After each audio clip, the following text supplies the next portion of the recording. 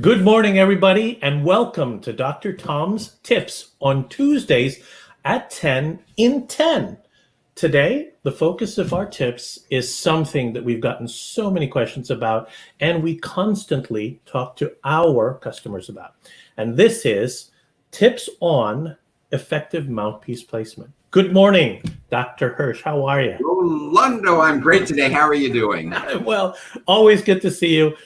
What tips would you like to give our viewers and people watching this on top 5 or so key tips on effective mouthpiece placement? I'd love to share with you all of the experience that I've had in inserting this over the last 20 years. I don't think there is one person in the entire world who has placed the Isolite mouthpiece more than I have in patients' mouths. So I know what to do, I know what not to do, and I know how to do it correctly. So I am going to share with you the number of things that how I place this in, how to make it really easy so that you're really successful. The first thing that we have to do is we have to easily attach this to the Isolite head. And the way that we do that, if I open this and I take it out of the bag and I go to put this in here, it's just hard to get in. So what I have found, tip number 1 of the day, I love KY Lubricant. I love the KY Lubricant better than I like the Isolite lubricant. It's thicker and it doesn't run. Even though I make the Isolite lubricant, this is my go-to right here. I just take a little drop of this, I put it on the inside there, I just rub it around a bit, and then watch how easily this goes on. I just slip that thing right into place. So that makes everything really nice and easy. That's tip number 1. Okay, tip number 2, take your 3-way syringe and wet the back side of the mouthpiece right here with your 3-way syringe. Okay, tip number 3, besides the KY Lube, I also like Vaseline. Why do I like the Vaseline? I want to lubricate the lips. And what all my assistants do that we found to be really helpful is we'll get a big tub of Vaseline. We'll take a 5cc syringe, a Monoject 5cc syringe. Let's get it so you can read this thing. A Monoject 5cc syringe. And we will fill this up with Vaseline so that it's always there, ready to go. We cut the end off and we'll just take a little squirt of the Vaseline, put it on our fingers, and rub it on the patient's lips. Okay. Tip number 1, lubricate the inside of the mouthpiece with KY Lube. Tip number 2, spray the backside of this with some water. Tip number 3, Vaseline the lips. Now, the insertion portion of this, what do? We use 2 hands. My left hand here, I'm just going to fold the mouthpiece over. And with the right hand, I'm going to hold this with 2 fingers right up here. I don't want to hold the Isolite mouthpiece like a gun like that, because then my fist gets in the way when I go to put this in the mouth. I got like that, my hand's going to bang into my cheek like this. So I fold this up and I hold it here, and I insert the Isolite mouthpiece into the buccal vestibule. So I go like this, just like you would a triangle. And it looks like you're pushing it until the bite block comes roughly to the midline of the patient. Right? Now the bite block is really more almost buccal to the mandibular teeth. So here. Great. Okay. Okay. So if I was to have a couple of triangles and I wanted to put those in the cheek area, I just okay.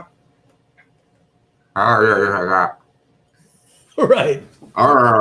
You all understand dentalese. So I have these bite block or these triangles over there, and let's say these are the 2 flaps of the mouthpieces here and here. Into the cheek. I just pull one across. So that's how I do it here. I fold this up. It's a lot easier when I'm showing you on a patient, but on myself, put it in, pull it across.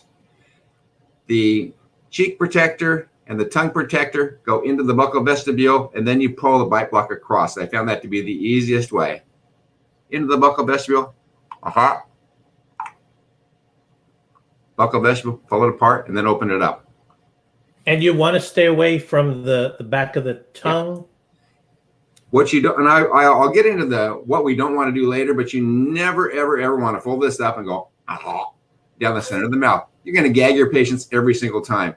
So that's a never, ever. Okay, number one, KY on the inside of that thing so that you can put this on easily. Number two, spray down the back side of the mouthpiece. Number three, lubricate the lips. Then number four, with two hands, fold it over like that and go into the buccal vestibule.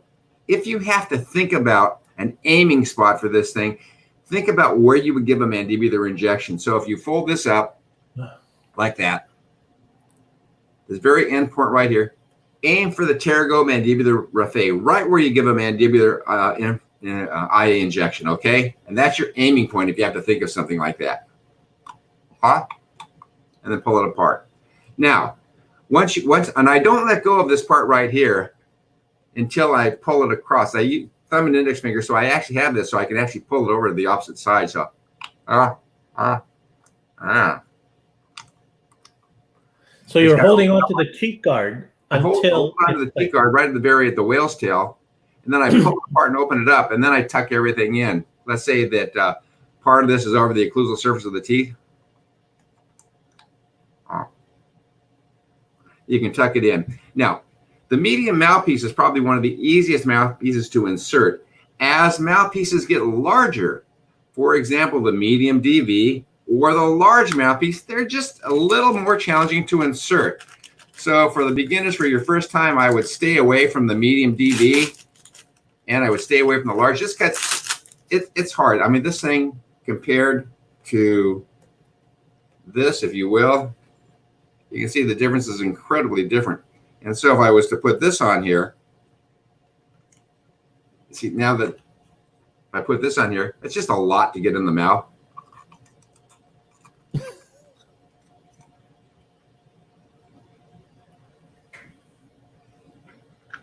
Cool.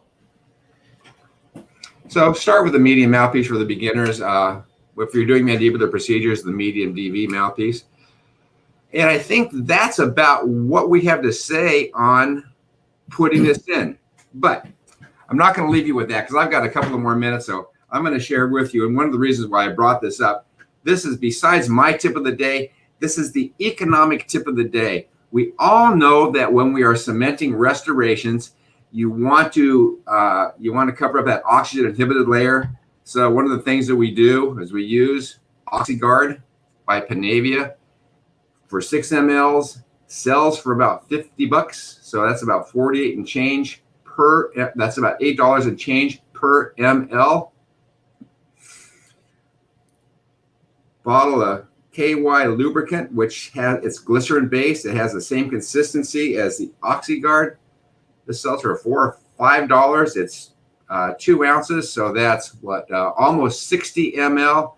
Comes out to about 5 cents an ml as opposed to $8 an ml. Okay, no brainer. Go get some of this. You can get this on Amazon. It's really, really, really good for a lot of things in the office. Lubrication of the Isolite mouthpiece. And what I will do is I'll put that right in a monoject syringe also, so that we want to do that. I don't cut the end off, but we just go right around the margin of that thing. So now we've got our oxygen inhibitor there, cheaply managed instead of managed at $6 an ml or $8 an ml. That's my bonus tip of the day. Awesome. So make sure you put a little lubricant, and you can use any, but you like KY, to place it onto the actual device easily. Wet the back of that mouthpiece so that it slides in easily. Use 2 hands and hold it gently. I like that. Then I like this. Insert it like a triangle and then draw the bite block across, which is really cool. And then you also mentioned hold that whale's tail or the cheek guard outside until it's placed in and you have it so it doesn't go too far back into the mouth. Awesome. And then can just confirm the last couple of seconds here. Sure. If a patient has had it in their mouth, you can actually put different sizes in. Is that correct? So if you put a medium in, you can put a DV in me, and I should be okay. Oh yeah, absolutely. I mean, you can put any size mouthpiece. Now, one thing that I want to say is because I've told you how I do it, That's one of the easier ways that I found over the years. Maybe on another little session, I'll give you the don't do's, why we don't do something, and the more difficult ways to do it. But that being said, if you have found a technique that works in your hands, by all means, utilize that technique that works in your hands. This technique works in my hands. If you have one that works better for you, do it that way. My assistant, I'm going to keep going here. My assistant doesn't do it my way. She's got her own way, and bless her heart, she has success with it every single time. How does she do it? Bite block first, because that's what we're used to. Bite block first. Exactly. And I don't care how many times I tell her to do it my way. She has her way to do it, and she's successful. So she goes, That's how she does it. So if it works for you, it works for you. Awesome. First of all, thank you so much, Dr. Hirsch. Really appreciate it. Thanks, everybody, for watching. Please keep asking us the questions. Please, if you like this information, share it. We'll see you again next week on Tuesdays at 10 for Dr. Tom's Tips. And have a wonderful week. Thank you so much, Dr. Hirsch. Appreciate it. Thank you, Rolando. 5 cents an ml, $8 an ml. Have a great week. Thank you. Okay, guys. Bye-bye. I have fun with this, you guys. It's a lot of fun doing this.